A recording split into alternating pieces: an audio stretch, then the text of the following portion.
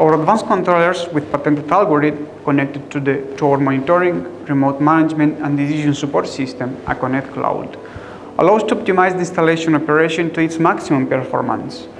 In the next example, we are going to see 6,000 square meter hypermarket managed by 140 AKOCORE advanced controllers and connected at the same time to the AKONET.Cloud computing platform. The AKOCORE Advanced Service Controller incorporates patented algorithm self-drive that allows drastically reducing the power consumption, preventing ice blockages in the evaporator, reducing thermal and mechanical stress on components, improving the time in temperature range for product preservation.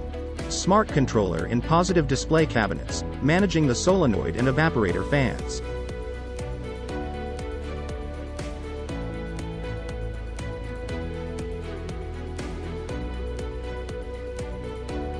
In freezer display cabinets, managing solenoid valve, evaporator fans and defrost resistors.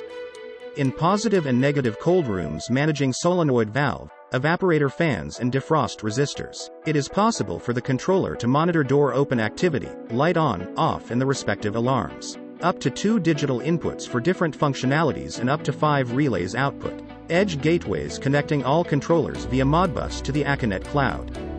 The AKONET.Cloud monitoring and remote management platform allows a wide range of functionalities and possibilities for your installation, such as review of the status of refrigeration services in detail, timeline with all triggered events and calculated performance indicators.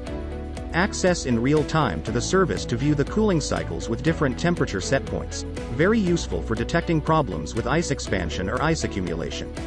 Also can enable standby mode, maintenance, or force remote defrosting. Allows to display all inputs and outputs in a single graph. It calculates the operating times of each load. It allows multi-site monitoring from a single platform.